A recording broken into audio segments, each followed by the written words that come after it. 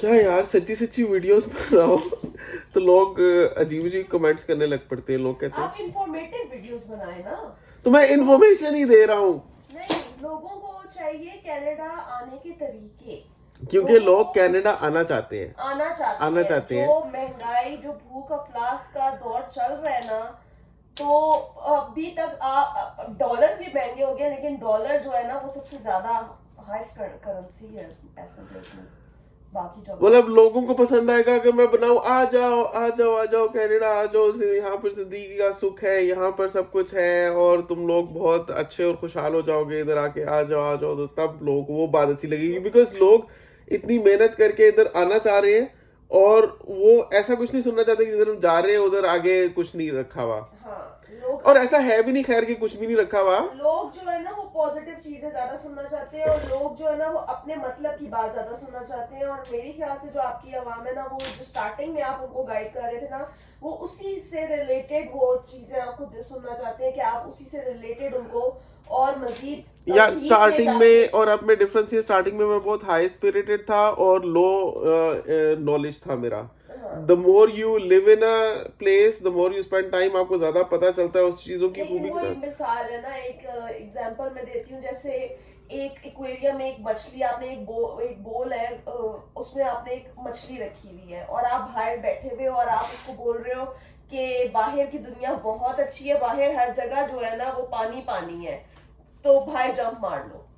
लेकिन जब तक वो लेकिन मैं सिर्फ इसलिए बोलूं कि भाई जब मान लो, क्योंकि मुझे पता है कि ये ज्यादा पॉपुलर है, इसकी रिसेप्शन अच्छी होगी इस टॉपिक की। तो ये आप बोलो कि बाहर जंप मार लो, बाहर जंप मार लो, वो मछली जो है वो देखेगी कि बाहर पानी पानी है और बाहर की दुनिया बहुत अच्छी है, बहुत बड़ी है, इससे ज्यादा खूबसूरत है, इस छोटे से बोल से ज्यादा खूबसूरत है। वो बाहर जंप मार लेती है, लेकिन वो उसको बाहर जंप मारने के बाद जो है ना उसको पता चलता है कि उसको खुद तलाश करना पड़ेगा। लेकिन तुम्हें नहीं लगता कि एज रिस्पॉन्सिबल क्रिएटर्स हमारी जिम्मेदारी है कि हम, वैसे भी एज मुसलमान भी, के हम बिल्कुल जो सच्ची फीलिंग्स है अपनी वो बताएं। आजकल के दौर में कोई सच्चाई पे अगर आप पाकिस्तान में हो ना और आप कनाडा आना, यहाँ पे बाहर इंटरनेशनल लोगों में मशहूर है कि जो देसी लोग हैं ना वो बोलते हैं कि खुद वहां पे बैठा हुआ है और हमें आने नहीं दे रहा।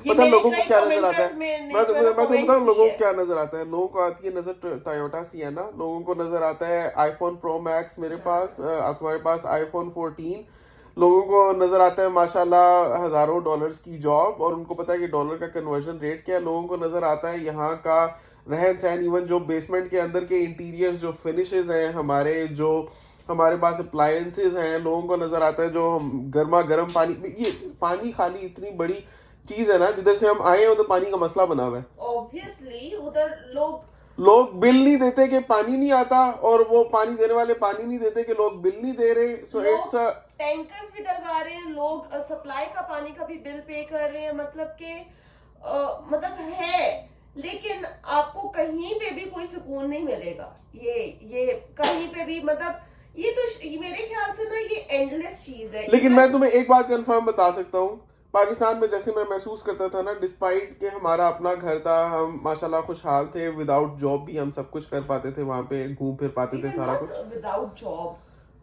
the job was like 9 to 5 office job.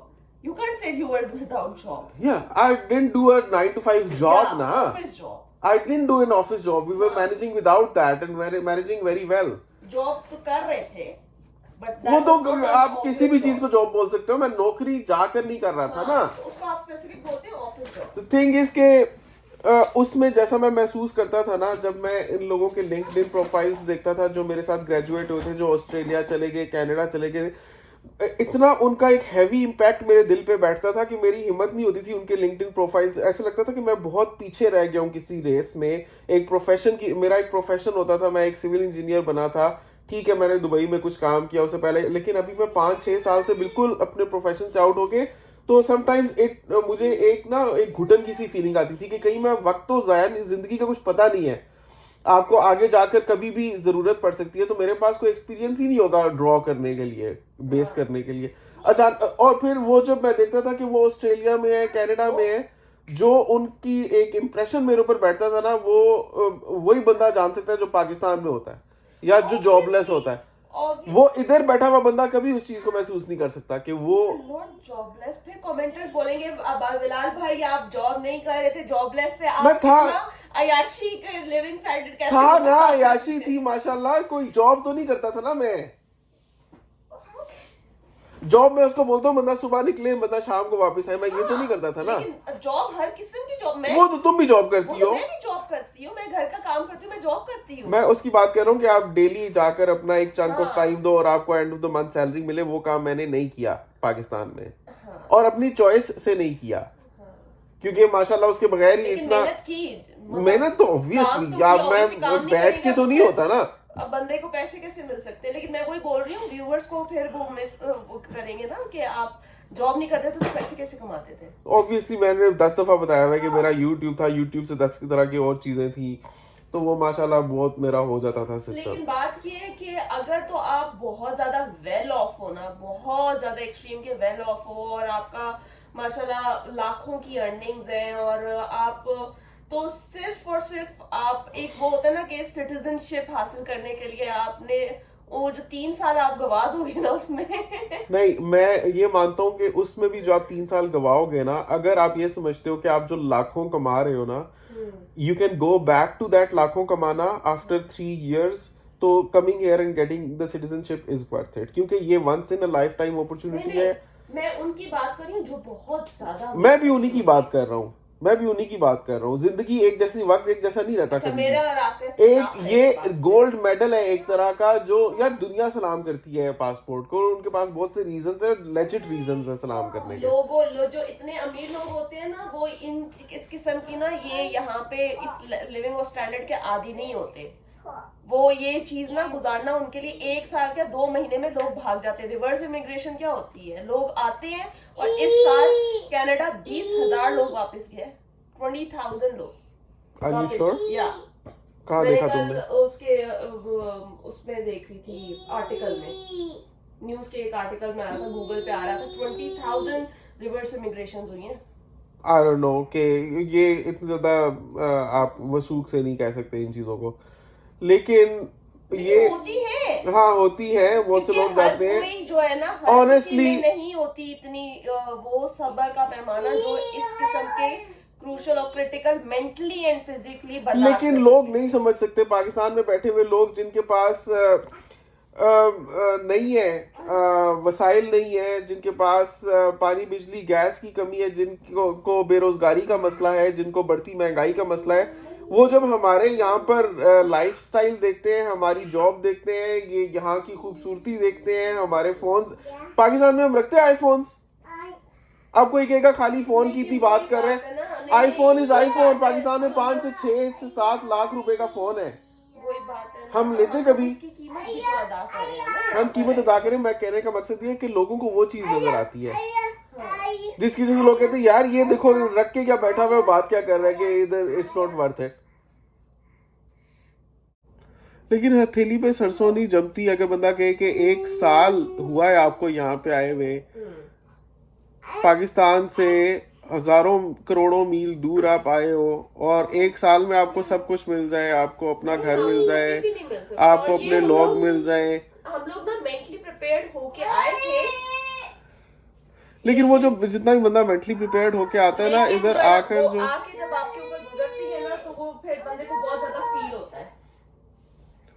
अभी जैसे सबसे बड़ा मसला मैं तुम्हें बताऊं इस वक्त मुझे क्या है, सबसे बड़ा मसला एक तो मुसीबत ये पाकिस्तान में कभी मुझे ये प्रॉब्लम नहीं हुई, इधर आते साथ मेरा दांत पंक्चर हो गया, रप्चर हो गया, और 1 साल जैसे जैसे मैंने उसके साथ गुजारा किया और अब वो आधा टूट गया है, और अब जो मैं खाता हूँ वहां पर फंसता है, और मुझे खाने के फौरन बाद फ्लॉसिंग करनी पड़ती है, और खाते हुए भी दर्द होता है, और अगर मैं उसकी रूट कैनाल करवाता हूँ ना, तो वो मुझे पता है कितने की पड़ रही है? $4,000। $4,000 मतलब मैं 2 महीने का कराया। 3.5 लगा लो, शायद 3,500 था, तो क्या मैं 7-8 लाख रुपया एक दांत को रूट कैनाल में लगा दूं? और कितनी मुश्किलों से, और वो एक है, मुझे इधर वो नीचे भी अब उसके आसार फील हो रहे हैं, इस तरफ भी इस तरफ भी। मतलब वही बात है ना, एज के साथ ये चीजें आती जाएंगी, और ये बंदा यहाँ पे कितना करवाए। तो मैं अब जो बेधड़क होकर खाता था कुछ भी, और कितना जैसा भी उसका अगर थोड़ी टफ भी हो जवानी टेक्सचर, की जो एज होती है ना वो तो जवान ही हूँ माशाल्लाह मैं। अब जवान के बाद बुढ़ापा भी तो आता है ना, आहिस्ता आहिस्ता। लेकिन अगर मैं पाकिस्तान में होता ना, मैंने 2 दिन नहीं था सब्र करना इस काम के लिए। और शुक्र है मेरे आने से पहले मेरी जो वो विजडम टूथ जो मेरा एक्सट्रैक्ट करवाया था, हाँ, वो आने से पहले ही वो पेन इधर करना होता ना स्टार्ट तो किया। लग पता जाता हमें। अभी हमने सिर्फ क्लीनिंग कराई आपने, और क्लीनिंग और एक्सरे हुआ आपका, और कितना $70 आपने अपना विदाउट मतलब इंश्योरेंस निकाल के $70, मतलब 20,000 आपको पे करना पड़ा खुद से। हाँ, और मेरी जो $200 की क्लीनिंग हुई, नीचे की हाफ की क्लीनिंग हुई, और अभी $200 के ऊपर की क्लीनिंग रहती है। उनको पता ना कैसे बनाने हैं पैसे अपने। उन्होंने बोला ऊपर वालों की अलहदा से क्लीनिंग होगी, 1 हाँ। घंटा अलहदा लगेगा, और उसके लिए आपको अलहदा दोबारा से $200 पे करने होंगे। खुद ही बंदा अच्छे तरीके से सोडे से साफ कर ले। पाकिस्तान में सारी उम्र नहीं कराए तो कोई घिस नहीं गए दांत। लेकिन ये है कि हर जगह के प्लस और नेगेटिव पॉइंट्स अपने होते हैं, वो आप पे डिपेंड करता है कि आप क्या प्रायोरिटाइज करते हो, आपकी प्रायोरिटीज कितनी है। लेकिन मैं एनालिटिकल बंदा भी ज्यादा हूँ, बहुत ज्यादा उसको महसूस भी करता हूँ और चीजों को। तो मैं पाकिस्तान में भी आई वाज के यार ये क्या, दुबई के भी मैं मसाइल बहुत ज्यादा मेरे सर पे सवार थे। अब कनाडा आया हूँ तो यहाँ पर भी इसी तरह से है। तो मेरे ख्याल में मेरी बात में किसी को नहीं जाना चाहिए, क्योंकि मैं बड़े अलग तरीके से जज करता हूँ चीजों को। आप कभी जो है ना पॉजिटिव चीजें देखते हैं, कभी फिर उसके नेगेटिव चीजें देखते हैं, फिर आप खुद कंफ्यूज हो जाते हैं कि ये सही है या नहीं है। लेकिन बंदे को हर टाइम के साथ ना चेंज होना चाहिए, और बंदे के टाइम के साथ अपने परसेप्शन भी चेंज करने चाहिए।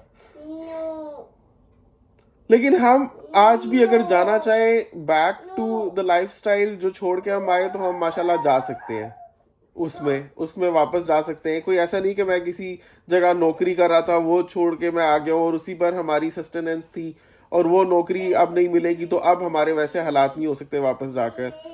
जो हमारा माशाल्लाह हर तरह का सोशियो इकोनॉमिक सिस्टम बना हुआ था, वो हम अभी भी जाकर वहां पर रिक्रिएट कर सकते हैं। हाँ, लेकिन अभी मैं तो कभी, लेकिन ये अगर हम इधर ना आते ना, चांस है ना, इधर ना आते तो ये चीज आपको दोबारा नहीं मिल सकती, और आपको नहीं पता यार। के लिए जो हम लोगों ने जो